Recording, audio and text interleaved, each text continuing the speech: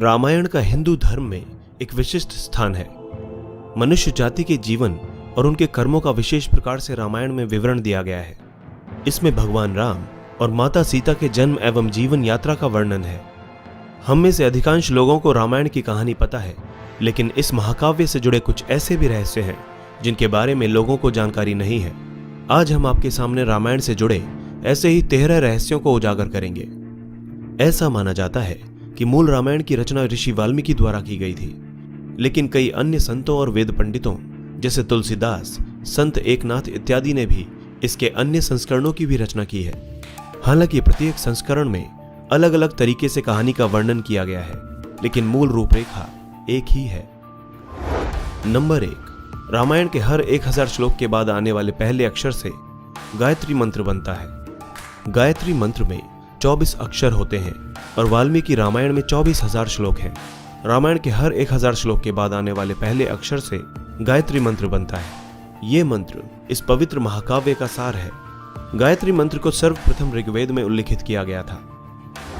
Number 2, Ram और उनके भाइयों की एक बहन भी थी।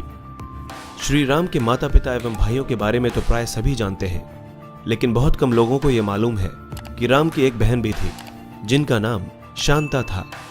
वे आयु में चारों भाइयों से काफी बड़ी थी। उनकी माता कौशल्या थी। ऐसी मान्यता है कि एक बार अंग देश के राजा रोमपद और उनकी रानी वर्षिणी अयोध्या आए हुए थे। उनको कोई संतान नहीं थी। बातचीत के दौरान राजा दशरथ को जब यह बात मालूम हुई तो उन्होंने कहा, मैं अपनी बेटी शांता आपको संतान के रूप में दूंगा। ये सुनकर रोमपद और वर्षिणी बहुत खुश हुए। उन्होंने बहुत ही लाड प्यार से शांता का पालन पोषण किया और माता पिता के सभी कर्तव्य निभाए। नंबर 3, राम विष्णु के अवतार है, लेकिन उनके अन्य भाई किसके अवतार थे?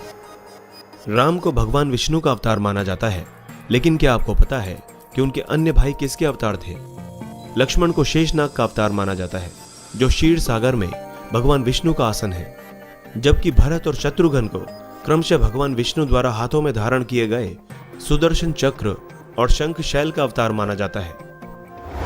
नंबर 4, सीता के स्वयंवर में प्रयोग हुए भगवान शिव के धनुष का नाम क्या था? हम में से अधिकांश लोगों को पता है कि राम का सीता से विवाह एक स्वयंवर के माध्यम से हुआ था। उस स्वयंवर के लिए भगवान शिव के धनुष का इस्तेमाल किया गया था, जिस पर सभी राजकुमारों को प्रत्यंचा चढ़ानी थी।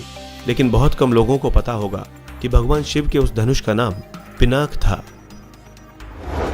नंबर 5, 14 वर्षों तक जागते रहे लक्ष्मण। ऐसा माना जाता है कि वनवास के 14 वर्षों के दौरान अपने भाई और भाभी की रक्षा करने के उद्देश्य से लक्ष्मण कभी सोते नहीं थे। इसी कारण उन्हें गुदाकेश के नाम से भी जाना जाता है। वनवास की पहली रात को जब राम और सीता सो रहे थे तो निद्रा देवी लक्ष्मण के सामने प्रकट हुई। उस समय लक्ष्मण ने निद्रा देवी से अनुरोध किया कि उन्हें ऐसा वरदान दें कि वनवास के 14 वर्षों के दौरान उन्हें नींद न आए और वो अपने प्रिय भाई और भाभी की रक्षा कर सके। निद्रा देवी इस बात पर प्रसन्न होकर बोली कि अगर तुम्हारे बदले कोई 14 वर्षों तक सोए तो तुम्हें यह वरदान प्राप्त हो सकता है। इसके बाद लक्ष्मण की प्रार्थना पर निद्रा देवी लक्ष्मण की पत्नी और सीता की बहन उर्मिला के पास पहुंची। उर्मिला ने लक्ष्मण के बदले सोना स्वीकार कर लिया और पूरे 14 वर्षों तक सोती रही। नंबर 6, उस जंगल का नाम जहां राम, लक्ष्मण और सीता वनवास के दौरान रुके थे। हम में से अधिकांश लोगों को पता है कि राम, लक्ष्मण और सीता ने कई साल वन में बिताए थे, लेकिन कुछ ही लोगों को उस वन के नाम की जानकारी होगी। उस वन का नाम दंडकारण्य था, जिसमें राम, सीता और लक्ष्मण ने अपना वनवास बिताया था। यह वन लगभग 35,600 वर्ग मील में फैला हुआ था, जिसमें वर्तमान छत्तीसगढ़, उड़ीसा, महाराष्ट्र और आंध्र प्रदेश के कुछ हिस्से शामिल थे।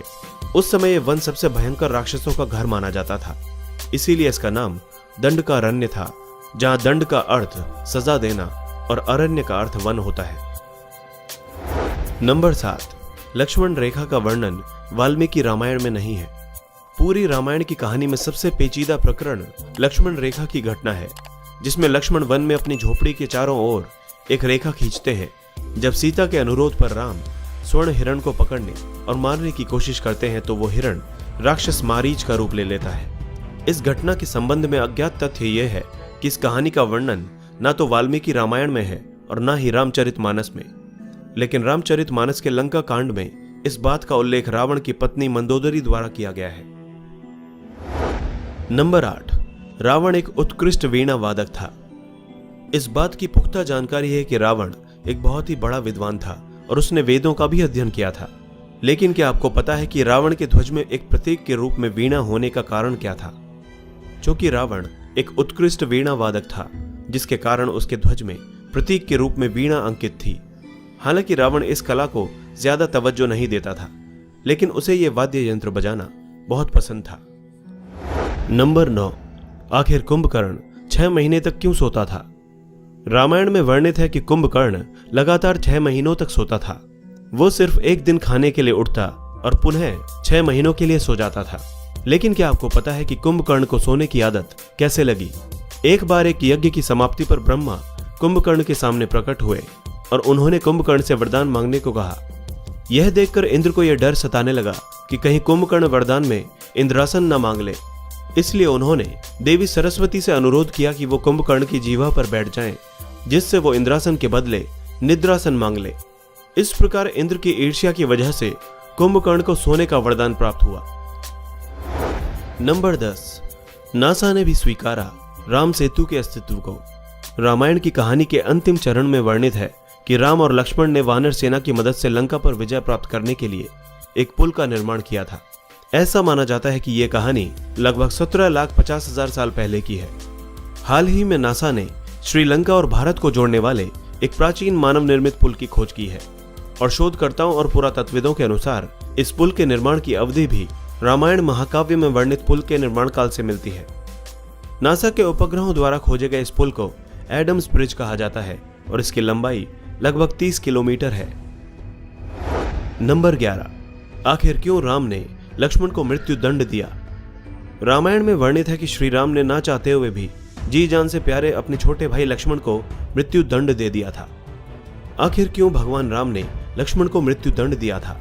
यह घटना उस वक्त की है जब श्री राम लंका विजय के बाद अयोध्या लौट आए थे और अयोध्या के राजा बन गए थे। एक दिन यम देवता को कोई महत्वपूर्ण चर्चा करने के लिए श्री राम के पास आना था। चर्चा आरंभ करने से पूर्व उन्होंने भगवान राम से कहा कि आप मुझे वचन दें कि जब तक मेरे और आपके बीच वार्तालाप होगा, हमारे बीच कोई नहीं आएगा और जो आएगा उसे आप मृत्यु दंड देंगे।